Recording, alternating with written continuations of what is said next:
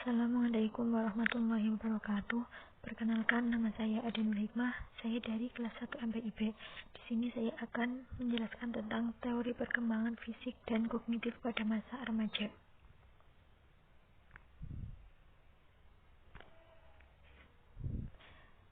A.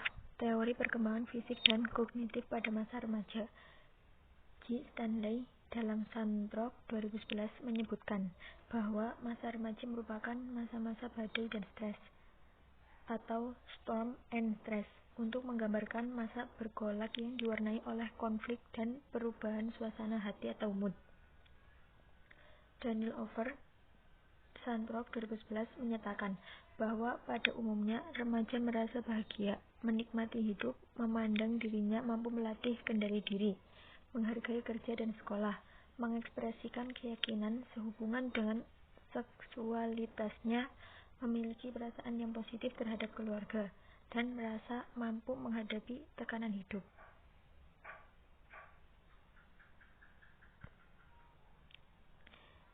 B. Perubahan atau perkembangan fisik. Yang pertama yaitu pubertas.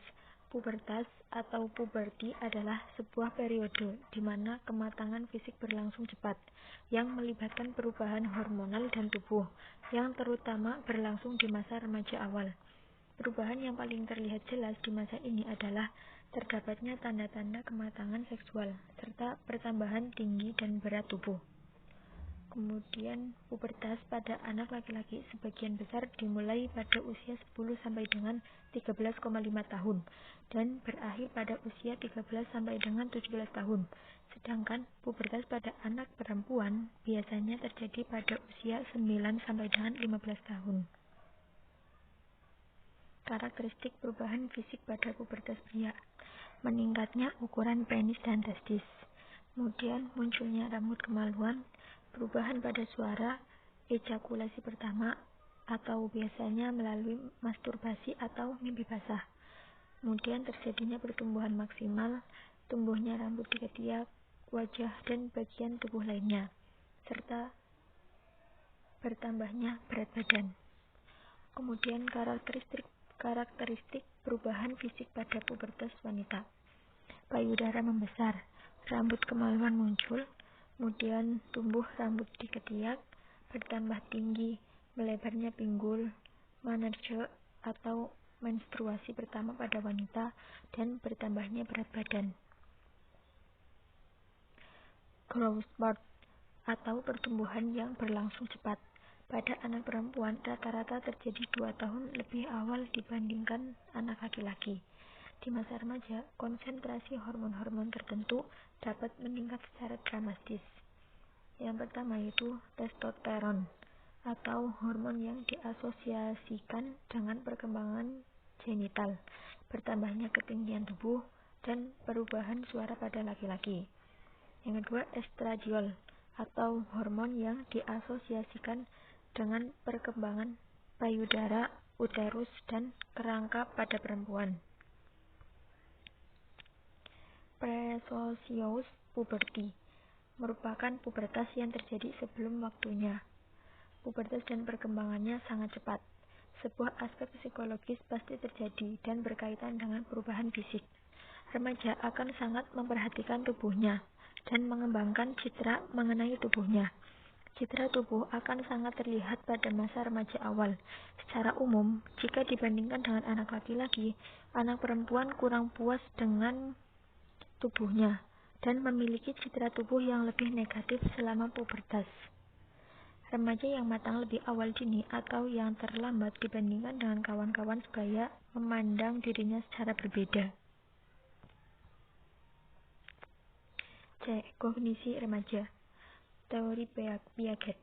Remaja berada pada tahap operasional formal, di mana pemikiran individual menjadi lebih abstrak, idealis, dan logis dibandingkan di tahap operasional konkret.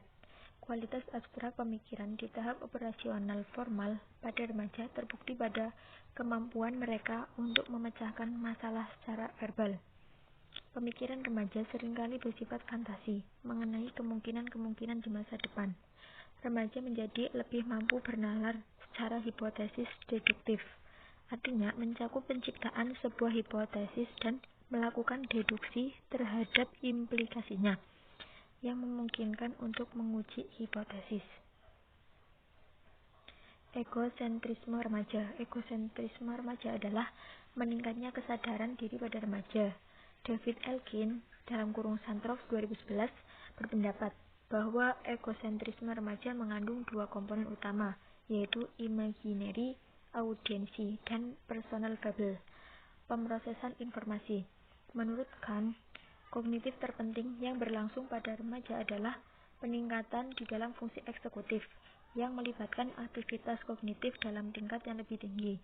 Peningkatan di dalam fungsi eksekutif membuat remaja dapat belajar secara lebih efektif dan lebih mampu menentukan bagaimana memberikan perhatian, mengambil keputusan, dan berpikir kritis.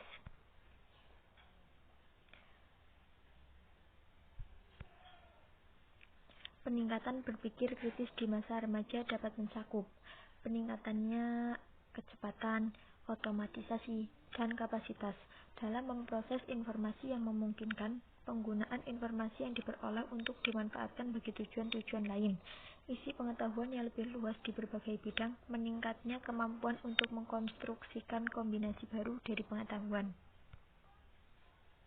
Sekolah, transisi menuju SMP dan SMA berlangsung bersama-sama dengan berbagai perubahan sosial, keluarga, dan individual di kehidupan remaja. Perubahan-perubahan ini mencakup hal-hal yang berkaitan dengan pubertas dan citra tubuh. Munculnya pemikiran operasional, formal, termasuk perubahan dalam kognisi sosial, meningkatnya tanggung jawab, dan menurunnya ketergantungan pada orang tua, memasuki struktur sekolah yang lebih besar dan impersonal, perubahan dari satu guru ke banyak guru, serta perubahan dari kelompok rekan sebaya yang kecil dan homogen menjadi kelompok rekan sebaya yang lebih besar dan heterogen.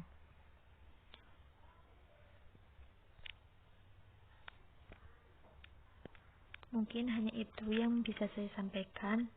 Mohon maaf yang sebesar-besarnya. Sekian dan terima kasih. Wassalamualaikum warahmatullahi wabarakatuh.